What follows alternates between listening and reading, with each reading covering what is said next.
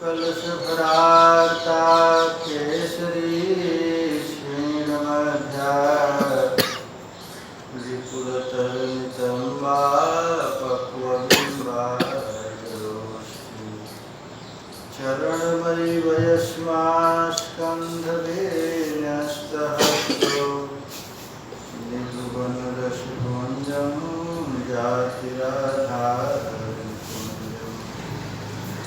ॐ नमः परमहंसास्वादित चरणकमलचिन्मकरन्दाय भक्तजनमानसनिवासाय श्रीरामचन्द्राय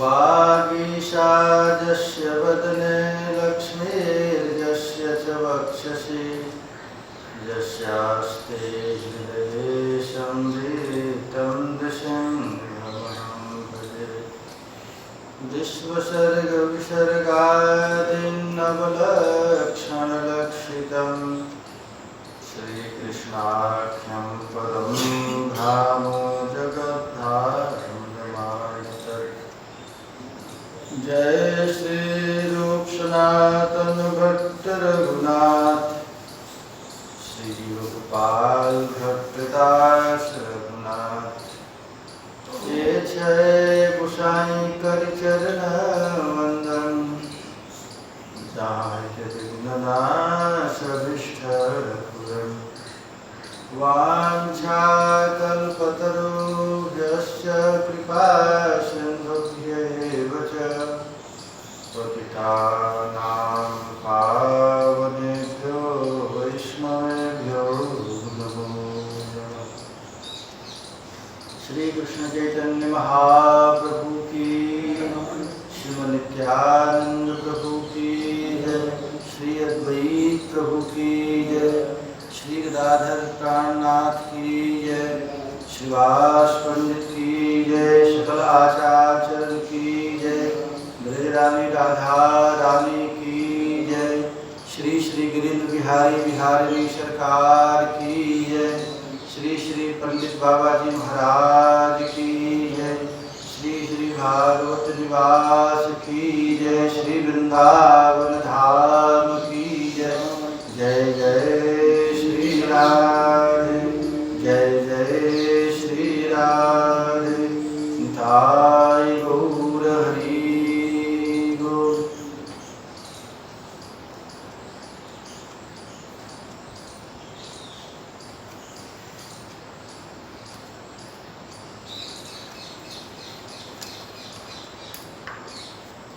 परम मंगलमय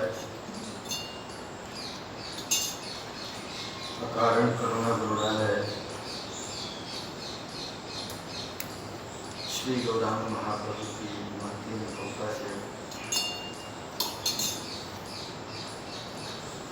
परम पूज्य नित्य दाता स्मरणीय पंडित बाबा के दीपोत्सव के उपलक्ष्य में श्रीमद् भागवत के माध्यम से सत्संग लाभ का अवसर प्राप्त हो रहा है। कल हम लोग श्रवण किए थे कुंती महारानी की स्तुति।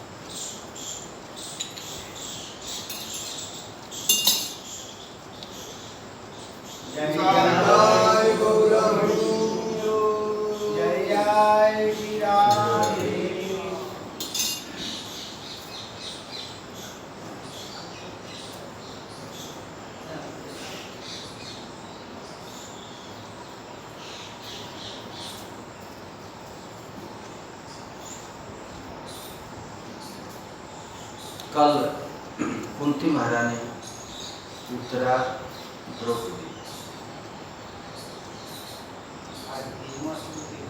आज भीष्म।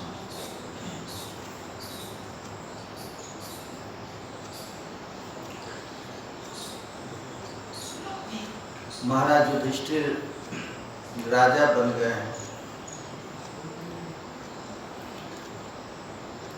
और राजा बनने के बाद उनको बहुत कष्ट है। चिंतयन सुहृदाम वधम, राजा तो बन गए लेकिन उनको बड़ा भारी चिंता है कि ये राजा पद पर कैसे मैं बैठा हूँ, कितना मर्डर करके, कितना मृत्यु करके मैं बना वध करके। प्रकृति नात्मना विप्र स्नेह मोह वशम,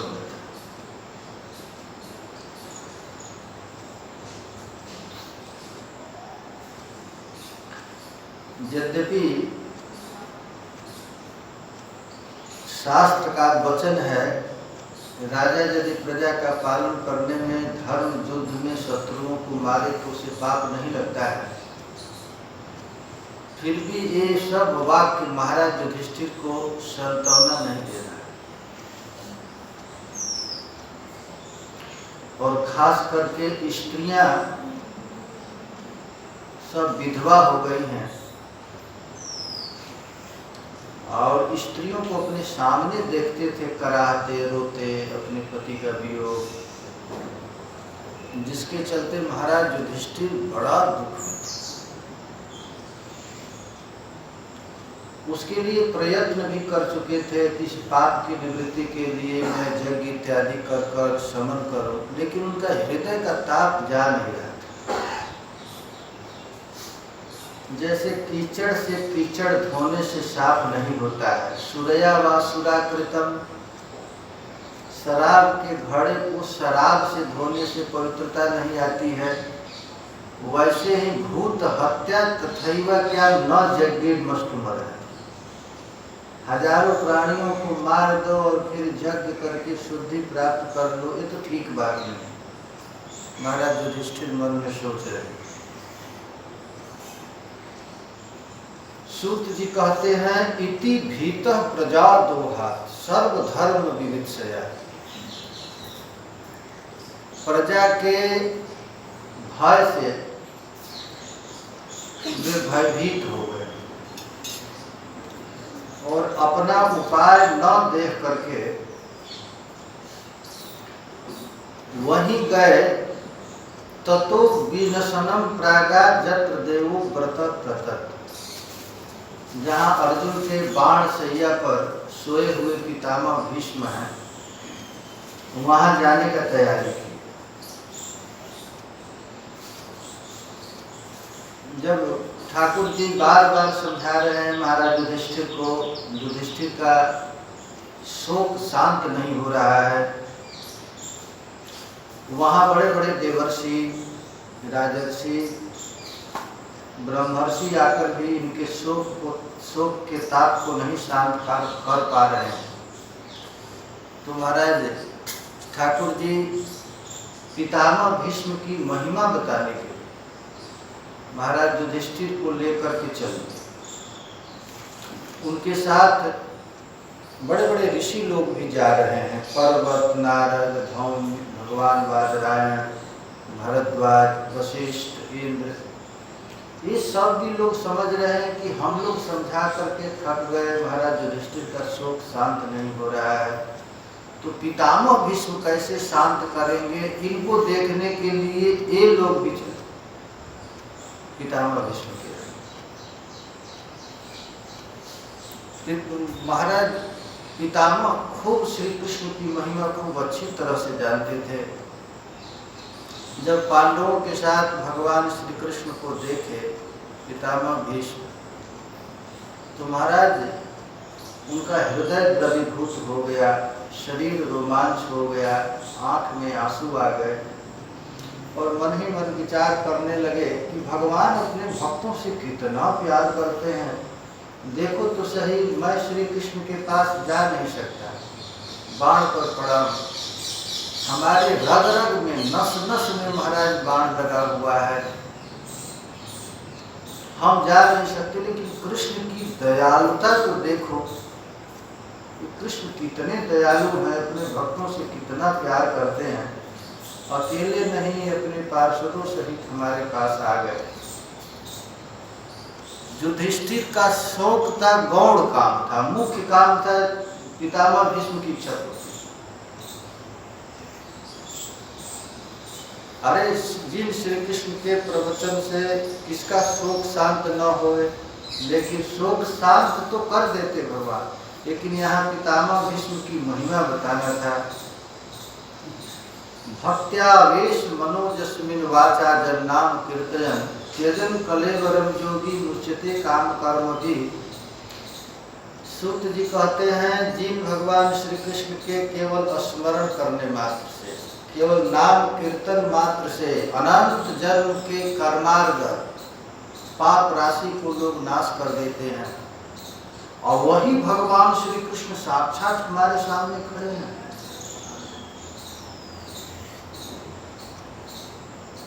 यहाँ पर पितामह भीष्म भी महाराज युधिष्ठिर के पूछने पर सब कुछ बताया, और यहाँ तक कह दिए सर्वम काल कृतम मन्ये भवताम च जगत्प्रियम। देखो युधिष्ठिर, हमको भी बड़ा भारी आश्चर्य लग रहा है, जहाँ गांडीवधारी अर्जुन हो, गदाधारी भीम हो, धर्मराज युधिष्ठिर हो, और साक्षात भगवान श्री कृष्ण के सामने हो, और ततो विपद, फिर भी विपत्ति, ये केवल कृष्ण की लीला है। हम अब समझ गए, श्री कृष्ण मुझसे प्यार नहीं करते। अरे युधिष्ठिर, तुम्हारे कुल में मेरा जन्म हुआ, तुम्हारे कुल, तुम्हारे संबंध से श्री कृष्ण हमारे पास आए। जब मन से मातुलेयम प्रियम मित्रम सुहृतम अकारो सचिवम दूतो सहृदार्थी।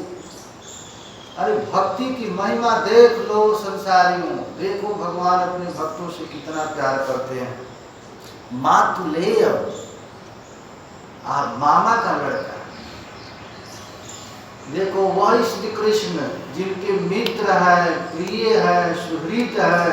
अरे कहाँ तक कहे सचिवम दूतम, जिन पांडवों के लिए ठाकुर जी दूत तक बने, सौहार्द तक। अरे कहाँ तक कहे सारथी तक बने।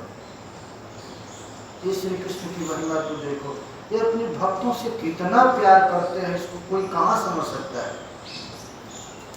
अब देखिए महाराज, ये पितामह भीष्म को अब रहा नहीं गया। पितामह भीष्म भी भगवान के बहुत बड़े भक्त, महाजन में एक हैं। स्वयंभो नारद शंभो कुमार कपिलो मनो प्रहलादो जनको भीष्म बलिर्वैया सखी भयम। ये भीष्म महाभागवत हैं, और इनका भी अधिकार है श्री कृष्ण। पितामह भीष्म अपना अधिकार जता रहे हैं। हे प्रभु, जब तक मैं अपने प्राण का विसर्जन न कर दूं, तब तक आपको यही इंतजार करना पड़ेगा। कहते हैं सदैव देव भगवान प्रतीक्षता कलेवरम जाव विदम हिनोम्यहम्। जब तक मैं अपने प्राण को त्यागूं नहीं, तब तक आप हमारी प्रतीक्षा कीजिए, हमारी यही चाह है। और हम भी आपके भक्त हैं। किस कौन रूप का भक्त हैं? तो ये ध्यायन पथस चतुर्भुजम, यही रूप का मैं भक्त हूँ। प्रसन्न हासा रुण लोचनो लसत, भगवान मंद मंद मुस्कुरा रहे हैं। कमल के समान रत्नारी जिनका नेत्र है, वही ध्यान पथस चतुर्भुजम, जिन प्यारे श्याम सुंदर का मैं हमेशा स्मरण करता रहा, वही श्री कृष्ण हमारे सामने खड़े रहे। सूत जी कहते हैं, उसी समय युधिष्ठिर आए, पितामह भीष्म को प्रणाम किए। युद्ध हत्या से वे भयभीत हो चुके थे। महाराज वे अपने दुख की निवृत्ति के लिए प्रश्न पूछते जा रहे हैं, और पितामह भीष्म उनके प्रत्येक प्रश्नों का उत्तर दे रहे हैं। महाभारत में बड़ा भारी प्रसंग है युधिष्ठिर और पितामह भीष्म का वार्तालाप। देखिए सत्संग ऐसे भी होता है। बाढ़ सैया पर सोए हुए और सोते सोते प्रवचन कर रहे हैं, और युधिष्ठिर महाराज श्रवण कर। वैराग्य, जब तत्ववेता पितामह भीष्म वर्ण आश्रम के अनुसार पुरुष के स्वाभाविक धर्म, वैराग्य और राग के विभिन्न मार्गों को बतलाए, दान धर्म, राजधर्म, मोक्ष धर्म विभाग कर महाराज एक एक धर्म का वर्णन किए हैं। स्त्री धर्म, भागवत धर्म, व्यास और समाज के अनुसार वे सब धर्मों का निरूपण किया। नाना इतिहास के द्वारा नाना ख्याले इतिहासेषु वर्णयामास तत्व। आपने पितामह भीष्म ने महाराज युधिष्ठिर की प्रत्येक इच्छा को पूरा किया। इसके बाद तदोपसंहृत विरह सहस्त्र।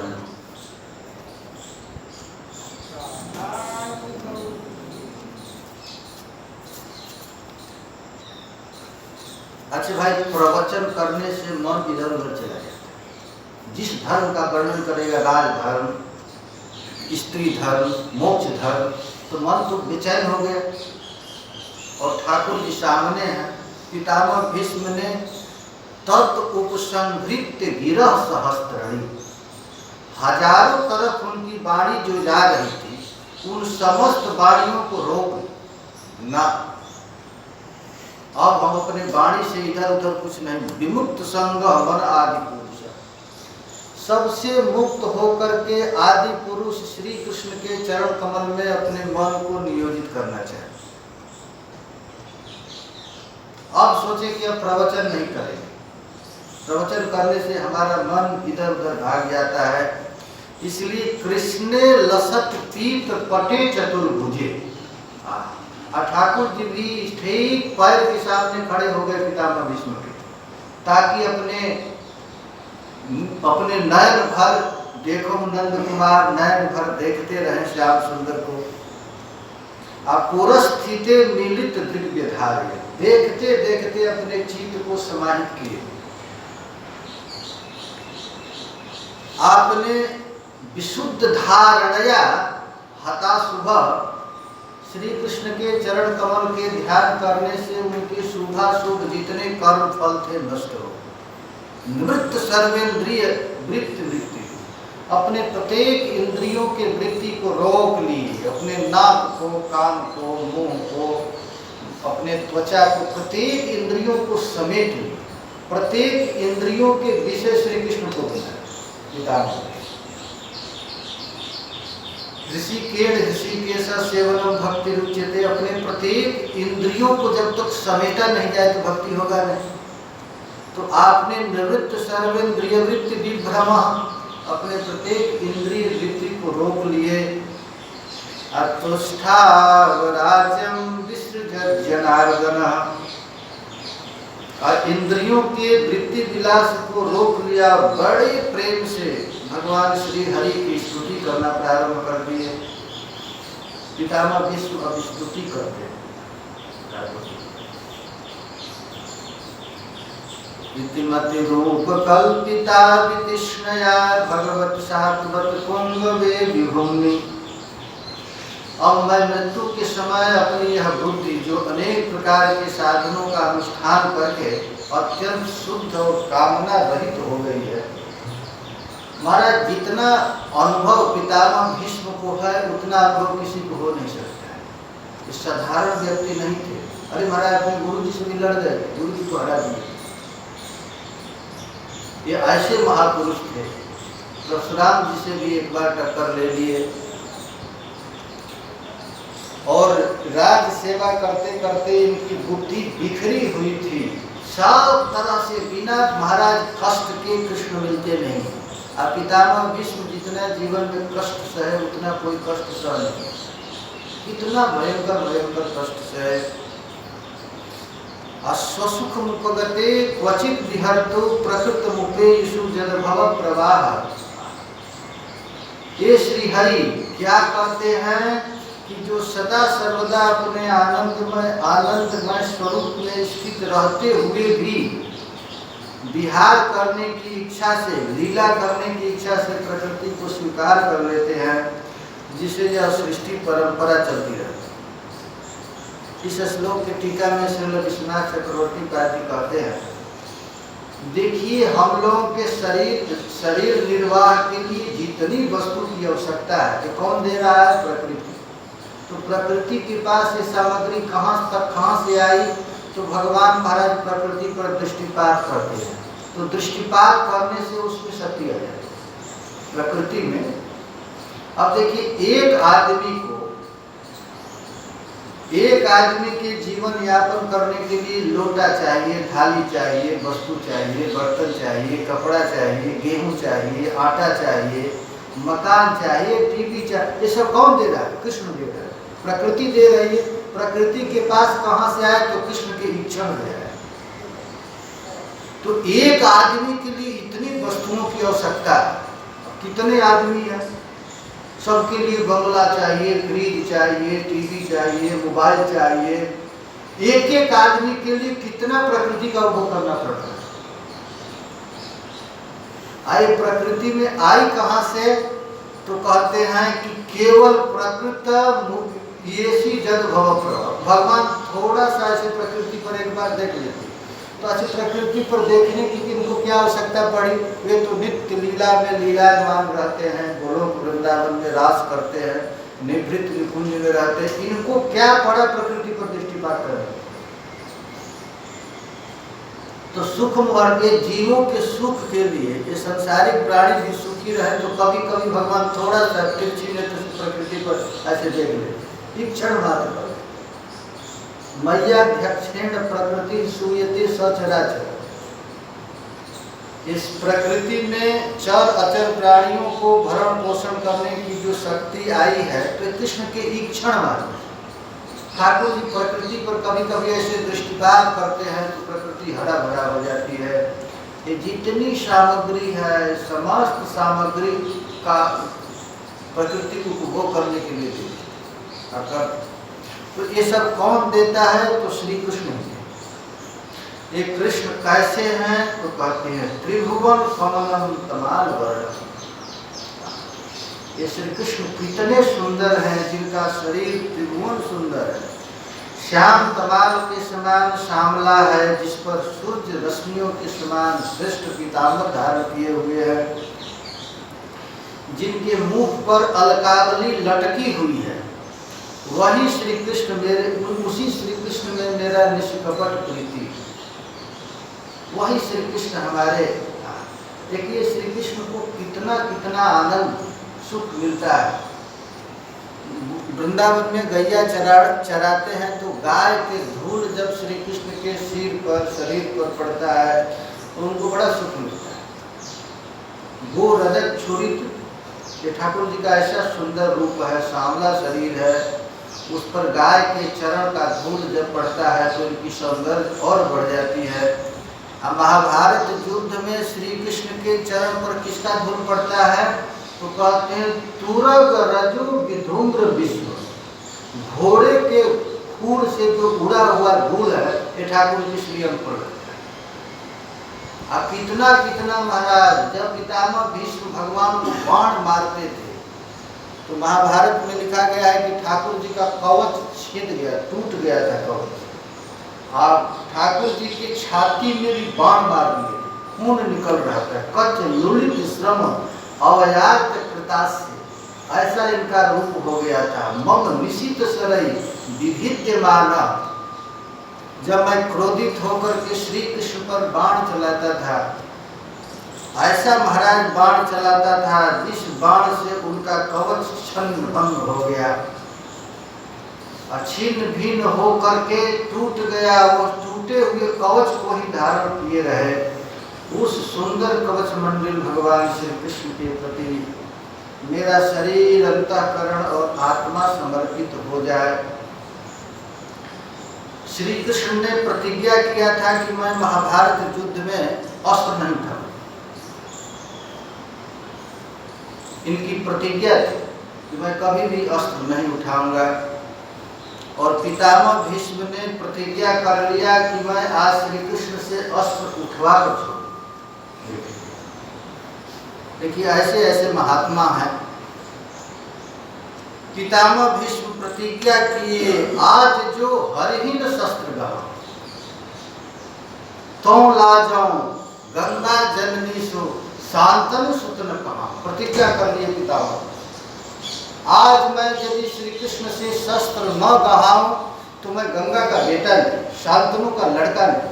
प्रतिज्ञा कर, ऐसा प्रतिज्ञा कर। आज मैं स्यंदन खंड महारथ खंडो 10-10 हजार लोगों को मर्डर करने लगे, मारने लगे। पितामह प्रतिज्ञा कर, देखता हूँ कृष्ण अर्जुन कहाँ है, और कपिध्वज सहित दुराऊं, आज कपिध्वज को भी गिरा दूंगा। प्रतिज्ञा कर रहे। और भगवान का प्रतिज्ञा है, कुछ भी हो जाए मैं अस्त्र शस्त्र नहीं उठाऊंगा। इति न करो शपथ मोहि हरि की, क्षत्रिय गति ही न पाऊं। प्रतिज्ञा ऐसा यदि मैं न किया तो मैं सत्य प्रतिज्ञा कह के करता हूं, मैं क्षत्रिय गति न पाऊं। अब पांडव दल सन्मुख भय धाम, सरिता रुधिर बहाऊं। महाराज इतना भयानक युद्ध किए पितामह भीष्म कि खून की नदी बह। पांडव दल में हाहाकार मचने लगा। जितने पांडव लोग थे महाराज सब युद्ध छोड़ करके भागने लगे। हाय हाय होने लगा, अब क्या किया जाए। महाराज युधिष्ठिर पिता के अर्जुन श्री कृष्ण को अब रहा नहीं गया। श्री कृष्ण महाराज अपने भक्त भट्ट भगवत हठ योर मध्य भक्त हठ एव तिष्ठे। यदि भक्त प्रतिज्ञा कर ले और भगवान प्रतिज्ञा कर ले तो महाराज भक्त की ही प्रतिज्ञा रहती है, भगवान की प्रतिज्ञा नहीं रहती। ये भगवान की भक्त वत्सलता है। इसलिए भगवत गीता में अर्जुन से कहे कि अर्जुन तू प्रतिज्ञा कर, मैं प्रतिज्ञा नहीं करूं, मेरा प्रतिज्ञा कोई वैल्यू नहीं। तू प्रतिज्ञा करो कि न में भक्ता प्रणश्यति, मेरे भक्त का नाश कभी होता है, तू प्रतिज्ञा कर। महाराज यहाँ पितामह भीष्म ने जब ऐसा प्रतिज्ञा कर लिया और इतना बाण चलाया कि पांडव सेना में महाराज खून की नदियां बहने लगी। श्री कृष्ण के कवच तोड़ दिए, छाती में बाण मारने लगे और श्री कृष्ण को नहीं रहा गया। महाराज उनके प्रतिज्ञा को देख करके तुरंत ठाकुर जी ने स्वनिगम पहाय मत प्रतिज्ञा मृतमति कर्तु अपनुतो रथस्थ्य। ठाकुर जी अपना प्रतिज्ञा का कोई परवाह नहीं और रथ से कूद।